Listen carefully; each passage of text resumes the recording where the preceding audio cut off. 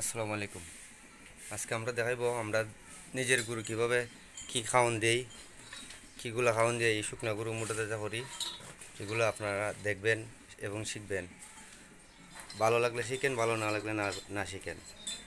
আমাদের নিজের খাদ্যটা নিজে তৈরি করবো, এগুলো আপনারা দেখবেন। আপনাদের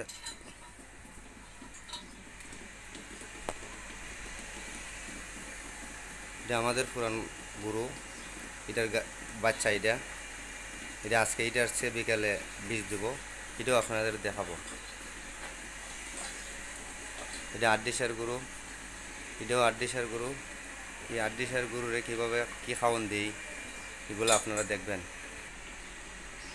এই আটডিসার গরুগুলা এরকম ছিল না। এই গরুগুলো আসলো আপনার একেবারেই মর্জিল, শোয়ার থেকে উঠতে পারতো না।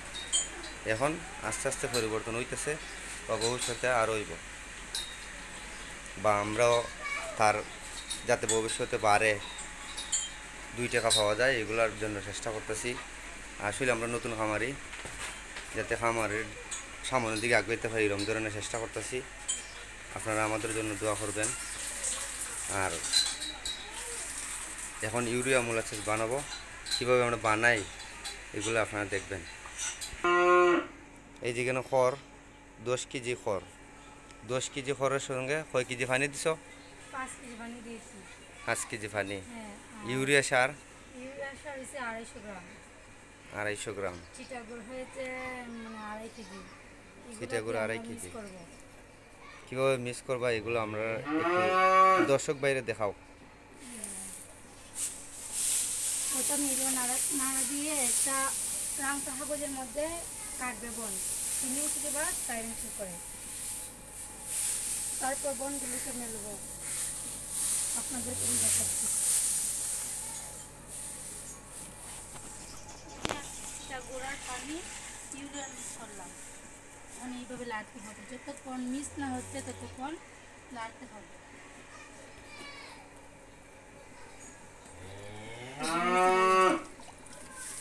আচ্ছা, আপনি মিক্স করেন, আমরা দেখি। الصلاة والسلام عليك يا رسول الله. الصلاة والسلام عليك يا حبيب الله. একেবারেই পানি দেওয়া যাবে না, আস্তে আস্তে الصلاة দিতে হবে। والسلام عليك يا شفيع আজানের জন্য বিরতি। المرسلين. দর্শক ভাইয়েরা, আজানের জন্য আমরা বিরতি ছিলাম, এখন আবার দেখাচ্ছি কীভাবে ইউরিয়া মোলাসেস বানাতে হয়।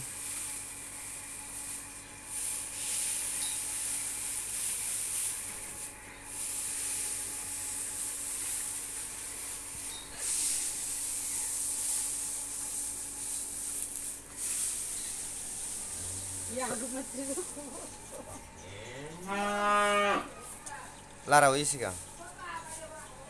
মানে এক নাড়া দিয়ে তারপর আবার দিতে হবে পানি, বারবার নাড়তে হবে, একেবারেই পানি দেওয়া যাবে না। দূরে কথা বলছি।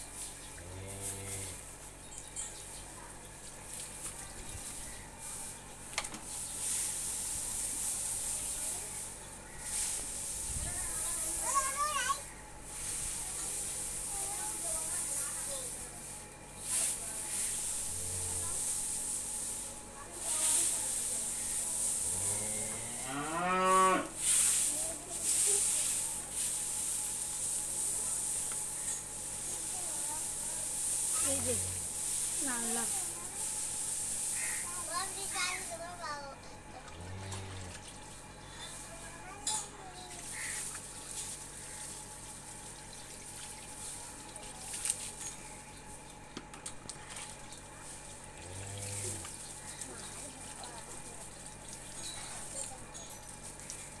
নাড়ার পরে ভালোভাবে নেড়ে আমরা খাবার কিংবা পলিথিন দিয়ে বান দিয়ে রাখবো। এই খাবারটা 3 দিন খাওয়ানো যাবে, 3 দিনের বেশি খাওয়ানো যাবে না। বসে মনে রাখতে হবে ইউরিয়াটা ঠিকভাবে দেওয়া রাখবে, নাহলে গরুর পেটে গ্যাস হতে পারে, ব্যথা হতে পারে। মনে রাখতে হবে ইউরিয়াটা সমানভাবে দিতে হবে। যেমন ধরো 5 কেজি করের মধ্যে 250 গ্রাম ইউরিয়া দিতে হবে। তারপরে কেজি করের মধ্যে 5 কেজি পানি আর 250 গ্রাম ইউরিয়া দিতে হবে, আর 2 কেজি মতো চিটা গুড় কিংবা লালি গুড় এগুলো দিতে হবে, দিয়ে এখন মিক্স করতে হবে। মিক্স করে বনটাকে কাটতে হবে 5 ইঞ্চি কিংবা 6 ইঞ্চি করে। কতটুকু কাটছেন আপনি? আমি 10 কেজি খাচ্ছি। কতটুকু খাড়ছেন আপনার? কতটুকু লম্বা? এই যে এতটুক লম্বা করে কাটতে হবে, মানে 5 থেকে 6 বন আস্তে ইঞ্চি। খাওয়ানো যাবে না, কেটে খাওয়াতে হবে। নারায়ণ তো শেষ পর্যন্ত আমরা দেখাই।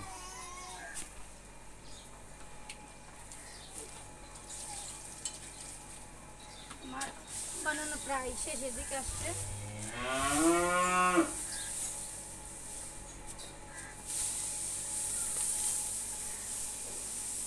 এই যে রাখলাম সবগুলো করে সাথে পানি এবং চিটা গুড় ইউরিয়া মিক্স করলাম, করে এভাবে নাড়লাম, দেখেন বনটা বিষ হবে। এগুলো খাওয়ালে বনের ভিতরে যে রসগুলো আছে, আমরা তো শুকনো করার মধ্যে রসগুলো পাই না, এই কারণে এগুলো কোনো উপকার আসে না। এগুলা জিনিস দিলে পরে ওর ভিতরে ওই যে রসকস আসে, হুম। এগুলো গুঁড়ো খাইলে ওর এটা শুধু শুকনো উপকার গরুর হয়, জন্য। শুকনো গরুর জন্য।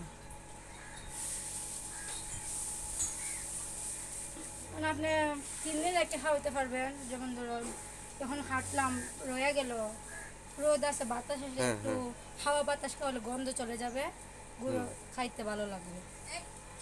যেমন ধরো মানুষের যদি বাসি কাপে খাওয়া হয় তাহলে তো মজা লাগে না, তো এইগুলো তো যত ভালোভাবে করতে পারবে ততই ভালো।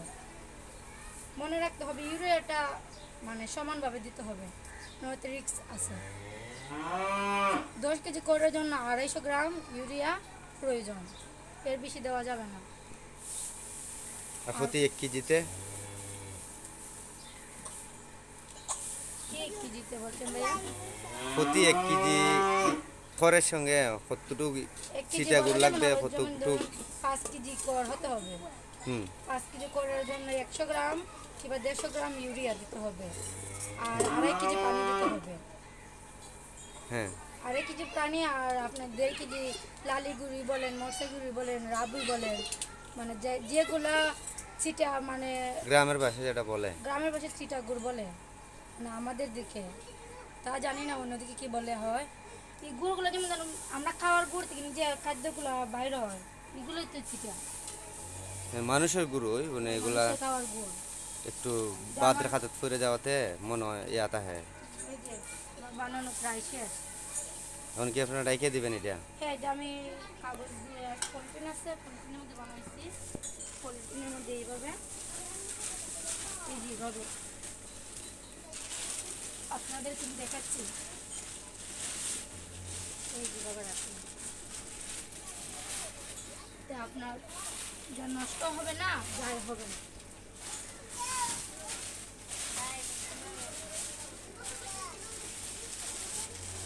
এই যে আমি রেখে দিলাম, এখন আজ রাত্রে খাওয়াবো, এখন কাল তো প্রতি রাত্রে বেলা দিতে পারেন, কিন্তু বিকেল বেলা দিতে পারেন। পানি খাওয়ানোর 1 ঘন্টা পর দিতে হবে এই খাওয়ানগুলো, হতে পেটের ভিতরে গিয়ে ব্যথা হতে পারে, মানে ফুড পয়জনিং হতে পারে, আচ্ছা গ্যাস আচ্ছা। হতে পারে। দর্শক ভাইয়ের উদ্দেশ্যে কোনো কিছু বলা যাইব?